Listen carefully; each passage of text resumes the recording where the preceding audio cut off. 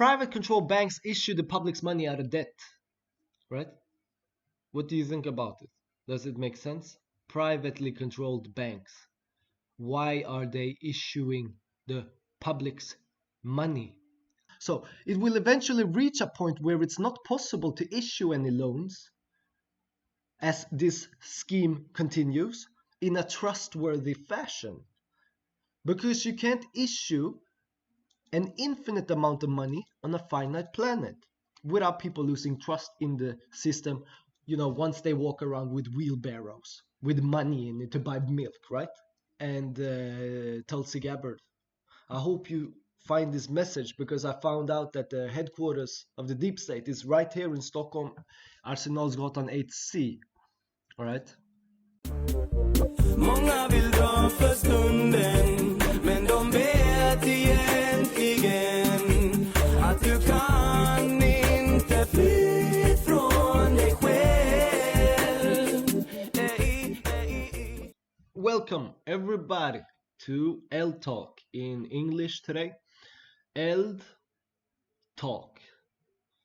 Obviously, it's a mix between Swedish and English, and Eld means fire. So we are gathering around the campfire, basically. Eldtalk, fire, is also representation of the Prometheus myth and how Prometheus stole the fire from Zeus and gave it to the people. Fire is knowledge. It's enlightening. It increases our awareness, our consciousness, and it's just a representation of that. Welcome. We're going to talk a little bit about what we always talk about. We talk about geopolitics, we talk about bank reform, and we talk about emotional, intellectual understanding of oneself. It's very fun. We have a little bit, we're going to start a little bit going back into history, a couple of centuries. We are going back to the fall of Constantinople. And you can say that this is actually where the beginning of America actually starts, in around 1450. So it's very interesting. Let's jump into it. Back at the walls, Constantine XI tried to organize a last stand, but to no avail. According to myths, the emperor accepted his fate and gave a final speech to his retinue. God forbid that I should live as an emperor without an empire. As my city falls, I will fall with it. Whosoever wishes to escape, let him save himself if he can, and whoever is ready to face death, let him follow me. Flinging off his imperial insignia and drawing out his sword, the Roman emperor charged headfirst into a group of nearby janissaries, never to be seen again. By 7 a.m., all resistance had collapsed, and Turkish troops had reached as far as the Augustan and the Hagia Sophia, pillaging, killing, and enslaving their way through the main Messe road. After 53 grueling days, the siege of Constantinople came to a bloody close. Yes, and I'm going to... you can just search for it yourself. It's just a very short snippet of the fall of Constantinople, basically. It matters for where we are today, right? How such a battle 600 years ago can play a crucial part today, but it does. And we can just look at the map here. Mediterranean Sea, right? So you have, for example, Italy, and around this area here is a place called Venezia, right? And they were the controlling power and probably have some Scandinavian roots. It could even be a Scandinavian proxy. We don't really know that yet. We are still learning, and some people probably know, but we are finding out the answers for ourselves. We are doing the research, and we are sharing the research to the world. So probably, definitely Scandinavian connections, but we don't know how far they stretch. But it's obvious that they had an issue here in Istanbul today, which is the old Constantinople, where Istanbul is, right? So if you control Constantinople, you control the trade between East and West. You only need to control this little strategic area here, and you control the trade, the global trade. And that is also why you have the Zeus, I call it Zeus, because it's backwards, it's the god Zeus who controlled the electricity. So when you come up here to the canal and go through here, it's through Israel, right? So if you control this area, Israel by chance obviously reaches to the river here, right? So the one who controls Israel is actually controlling the trade between Africa, Europe, and Asia. Unless you have to unless you go around and take the boat, right? And that is exactly what West had to do once the Muslim population controlled by Mehmed II took control of Constantinople. And he did it in a very interesting way, right? Because he actually would not have been able to take over Constantinople unless he had help from the Venetians. Kinda. He didn't get help from the Venetians, he actually got help from Bulgarian. The Bulgarian military industrial complex, and that's North Europe, right? And as we all know, Sweden is very famous for iron ore, right? So Mehmed II is able to buy big cannons from the weapon industrial complex. That eventually is how he manages to destroy the Great Walls protecting Constantinople. So Mehmed II, he takes over Constantinople. Now, obviously, West have no access to the Silk Road, which is the trade road, the route that have been in use for eons, like forever, right? Between East, China, the Mongols, Japanese, and India, Middle East, to Europe. That has been the trade route. So they didn't have access to it anymore. And now they had to start to look elsewhere. And that's where you see the Portuguese go across the pond to South America, the conquistadors from Spain and so forth. That's where you have the story with Christopher Columbus. But Christopher didn't discover anything, because the Vikings had already been in America for thousands, at least for 1,000 years, right? They went through the Greenland, Iceland, Greenland, and they came down through Canada down to America. But there had not been a need before they lost access to the Silk Road to actually colonialize America. But as in 1450, as they lose control, that's also where we start to see the development of mercantilism, and it leads on to colonialism. And they colonialize the whole world, basically, the British, the Netherlands, Scandinavians, and that's how it goes, right? Swedish people are probably the first in America. We know that because they are the founders of the first American state, Delaware, through Peter Minute. He was sent by Axel Oxenstierna in the 1600s. So that's almost a century before America is even founded, right? It's before the issue with the British and the fight for control of the resources.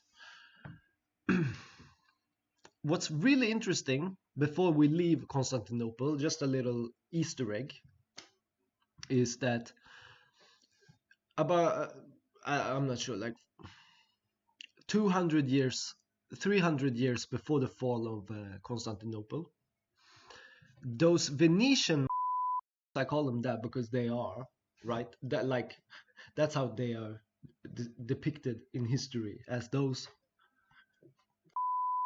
Okay, so 300 years before that, they are actually stealing these 4 horses from Constantinople, the Venetians. Um, so they steal these 4 horses.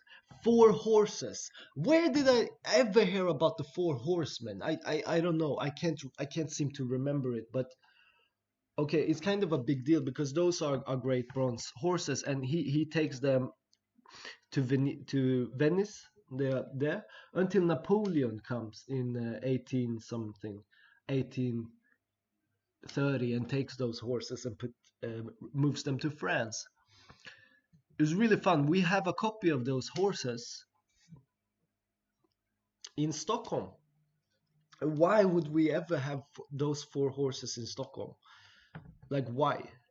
And it's so stupid because you know how Q says in a Q in many Q posts that symbology and symbolism will be their downfall. Well, here you have the 4 horses, right? And they are also in Stockholm. Copies. It's not the same ones, but from there they were stolen. We can just read here. In the heart of Stockholm, you can find 4 bronze horses, all different with very long history.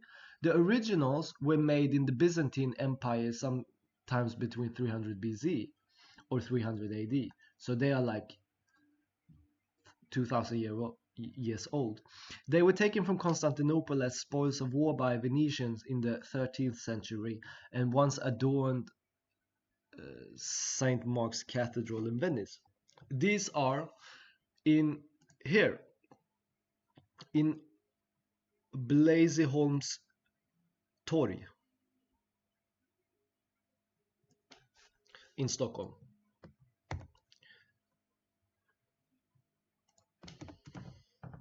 Now if you look here, that's Blasieholm torg, right?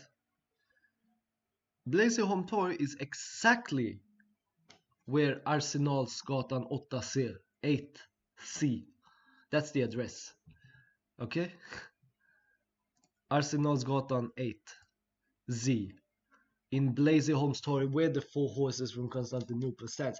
Here is the headquarters of Investor, the Wallenberg portfolio company that owns everything, right? They own everything. You've even had an insurance company called Hansa. And for those of you who don't know, that was the trade merchant controlling the Baltic Seas for centuries before the Stockholm bureaucracy grew out of it, right? And it's very interesting. So I mean, here is the head of the deep state, the headquarter. It's right here. So you can tell that to Tulsi Gabbard, send it through.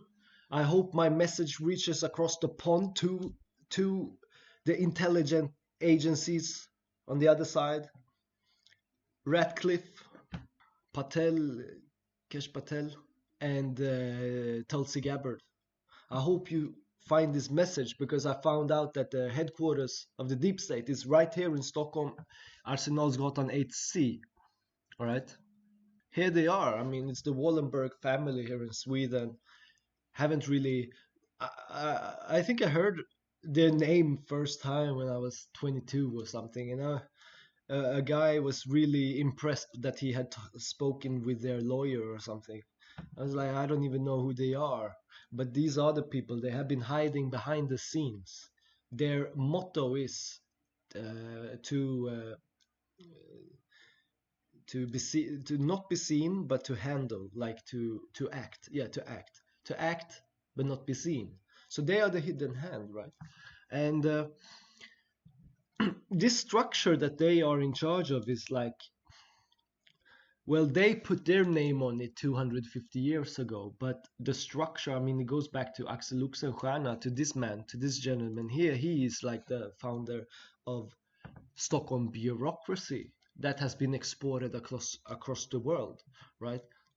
So, I mean, how are we supposed to... and we don't even know why he did it. Maybe he had good intentions. Probably not. I mean, he's Swedish, but maybe he was a good guy. I don't even know. Like, he probably weren't, right? But we don't even know the vision he had. He started this 400 years ago, before America was even a thought, or at least before it was on the map, because we can be pretty sure that people started thinking about America around 450 or even before that, in the fall of Constantinople. These leaders like him, these elite families, like Trump is an elite family. That is what it is. They are the elite. Um, but there are many other families like that as well, and has been throughout history. And obviously, like this guy here, they think differently. They plan ahead, right? So before Constantinople even fall, like we can be pretty sure West actually, or it wouldn't be far-fetched to say that it's a possibility that West actually attacked their own Constantinople just in order to be able to have an excuse for the population to as why they needed to search elsewhere. So I mean, it could already be pre-planned a long time ago. They think in centuries, okay? They plan centuries ahead. So it's really stupid that we think that, every 4 years we are going to vote in someone into office when these banks and institutions run for centuries and eons, millennia, right?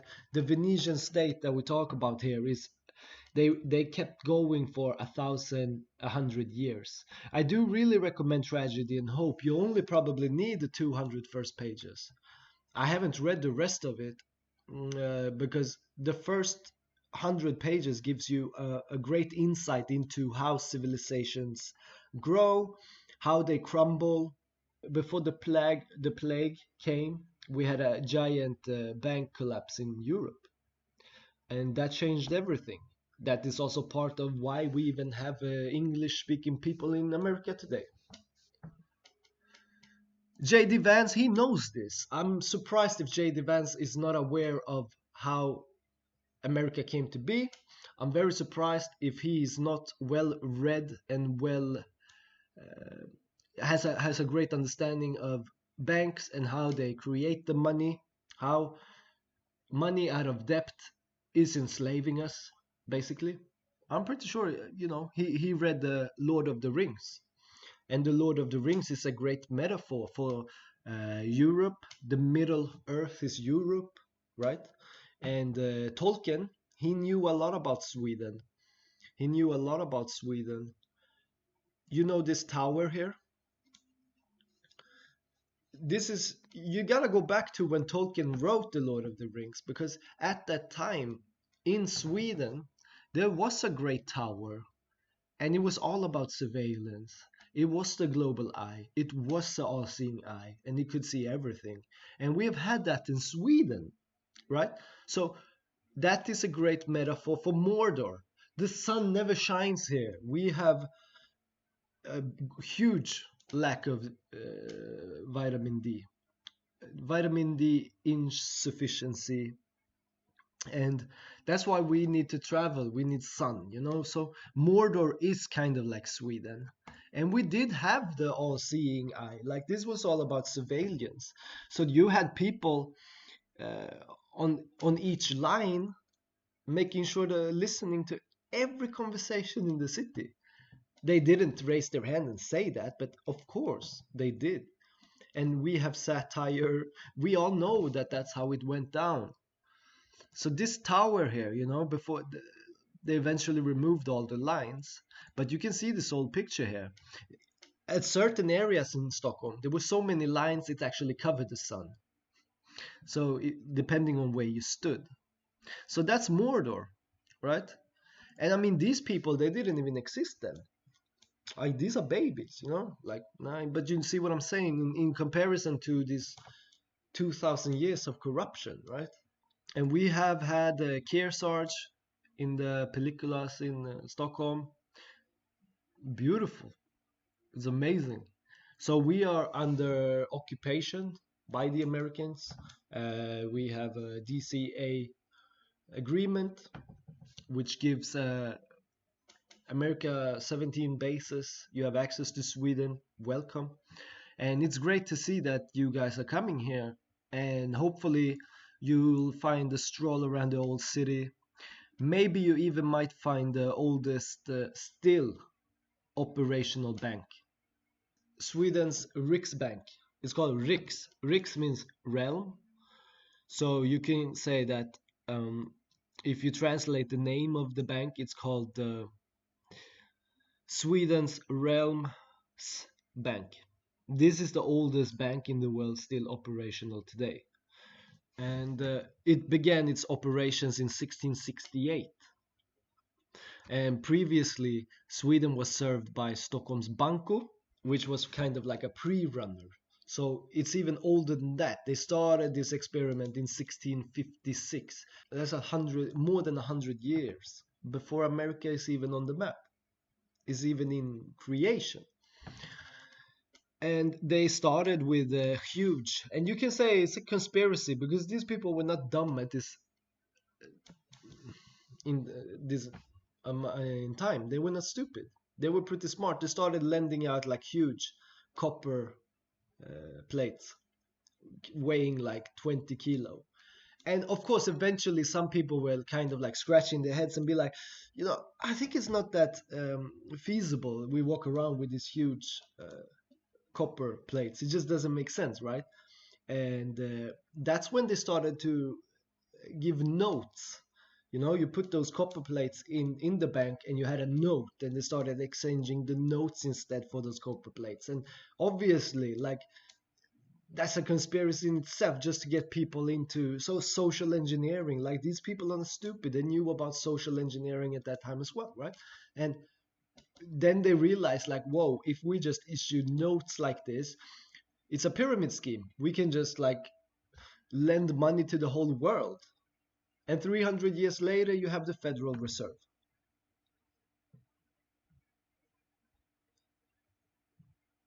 Which the only reason they were able to get that through was everybody were home and celebrating Christmas. And only a few politicians stayed back, so they voted it through. And the three biggest competitors who stood against introducing Federal Reserve were on board Titanic, right? JP Morgan and his insurance scam and how they changed the propellers on the boat, right? And it's on the bottom of the ocean. So that's how the Federal Reserve, but the Federal Reserve is privately owned, right? It's a privately owned bank, right? But it's not older than the Riksbank. And you know how Q speaks about finding the cornerstone, right? The cornerstone. Where is the cornerstone? If you look at this ugly building, which is the Riksbank's hus, the corner there is missing. The symbolism will be their downfall, right? Right? It's missing the cornerstone. So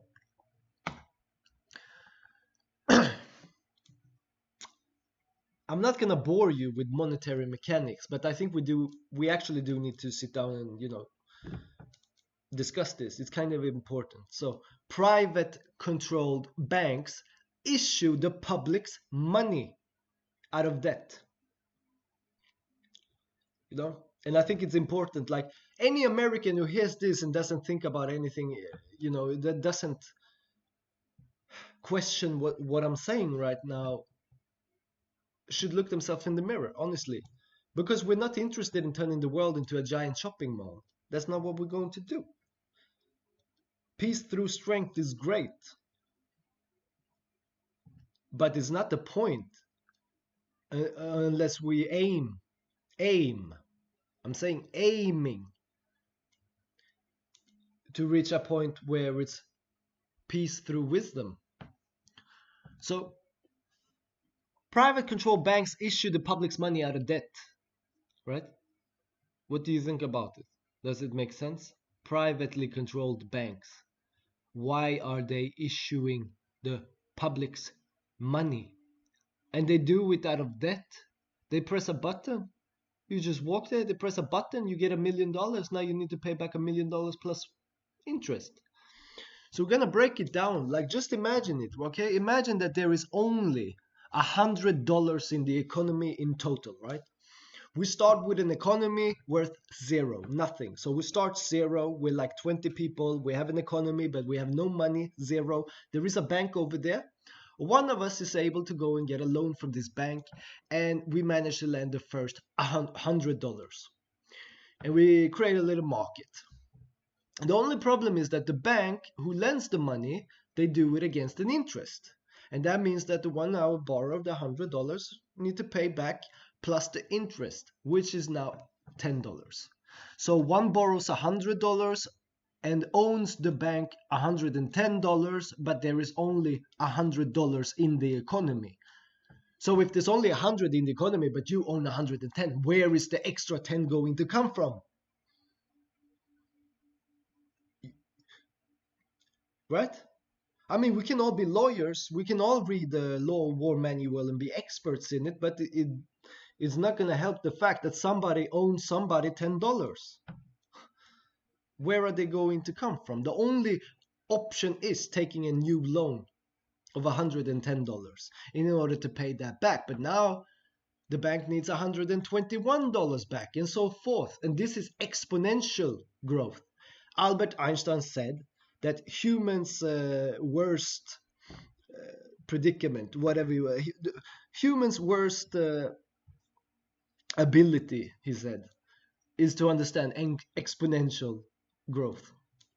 And we do, because we are sitting here and we are talking about the blackmail and the deep state's modus operandi and saving the kids. It's great, okay? But those kids are in trouble still until we figure this out. You see what I'm saying? So it will eventually reach a point where it's not possible to issue any loans as this scheme continues in a trustworthy fashion.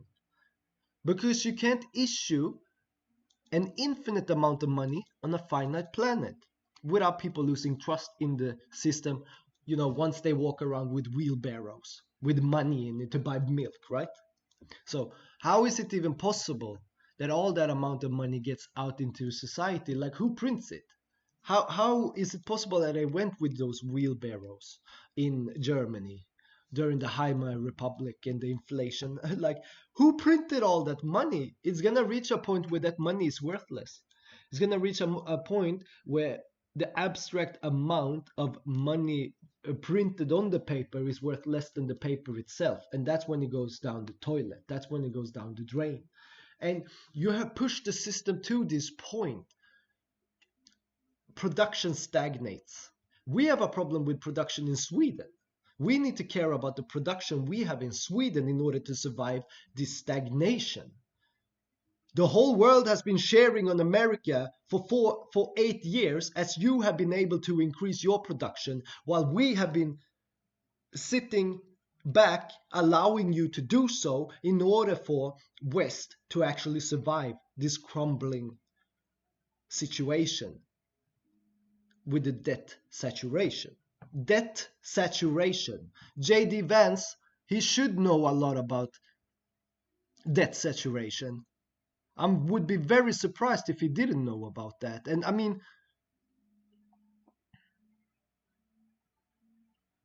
here, debt saturation, right?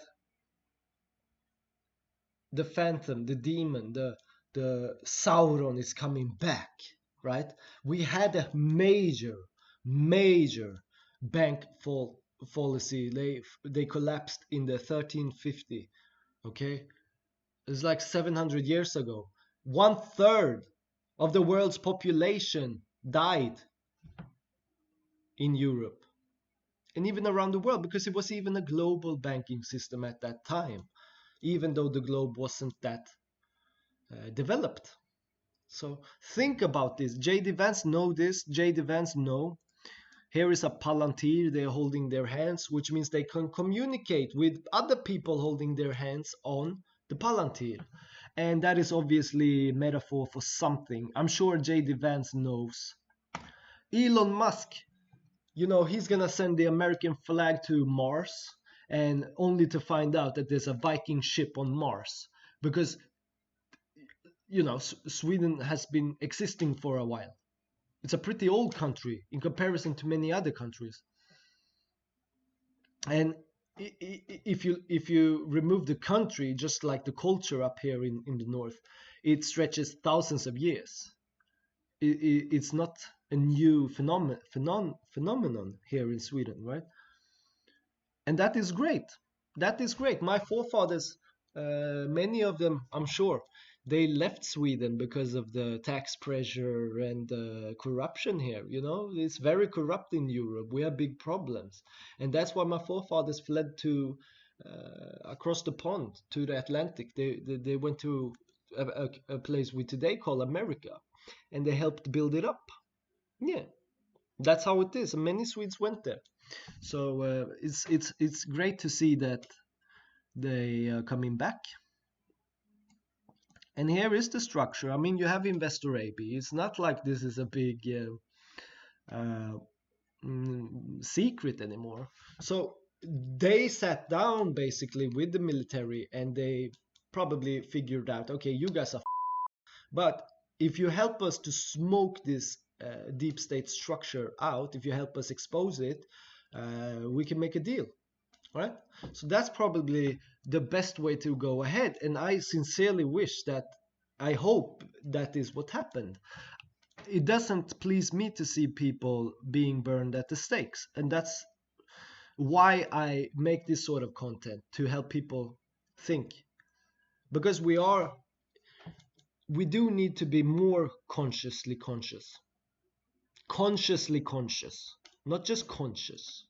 We need to be aware of our thoughts, we need to be aware of our emotions, and we need to deal with them in the best way we can. And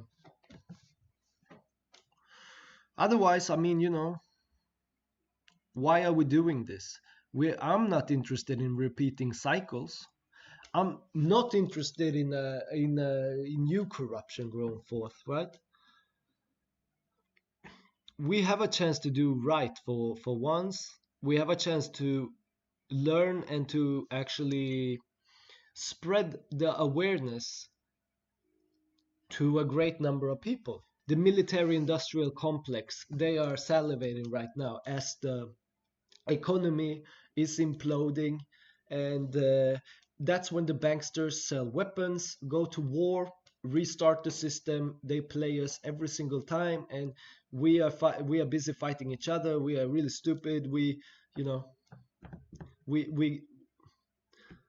And it's just this. It's the same pattern over and over again. So they are really happy. They hope to have a third world war, of course, and then they can start to rebuild. And when they rebuild, they will be the ones in control, and we will have lost. They will have been able to hide all of it in a new operation, and the new kids being born wouldn't be aware of it, right? And they would be in charge with technology today and AI and blockchain, and they would be able to. We are going into 2,000 years of darkness, even though we wouldn't know it. We wouldn't know our history. The history is so skewed today as well, so it's very important to pay attention to history and understand how these sorts of things develop over time. It's not going to work to just walk into investor. I mean, they are probably even helping to expose these structures around the world, and they are helping, hopefully, Also, it's really fun, right? So Sweden were like, when the Swedes came to America, they started building railroads. And it's famous that James Hill, he was a Canadian-American railway director. He was the chief executive officer of a family of lines headed by the Great Northern Railway. And it's very interesting, when they built the railroads across America, they also built telegraph lines, be able to communicate faster. So they already then knew what they needed to do, right? And there's a famous quote, "Give me snuff, whiskey, and Swedes, and I will build a railroad to hell," by James Hill. So Swedes and hell. I mean, I'm not saying it's a cool thing or whatever, it just is what it is. He wanted Swedes and snuff. I'm sure my American friends know what snuff is. I will send you some snuff. Just let me know. Put it under the lip. It's tobacco and nicotine, and it's addictive, and it's not good for you. Don't do it. So that's about it. Okay, so we do have a big problem with the banks, right? And then just to end with it, I mean, if you do want to learn more about the deep state, there's a great podcast. It's called Best Kept Secrets of the Deep State. And there's some people here in Sweden. There's a great little movement. We are trying to spread the awareness, but it does take time. It does take time. We are planting seeds, hoping that the consciousness is growing. Awareness, and we can all do it together, or we can just do it solo, right? Here is a great movement, the Free People's Movement in Sweden. And what is the deep state? Well, here you go. Welcome, listeners. You are listening to a podcast from the Free People's Movement out of Sweden.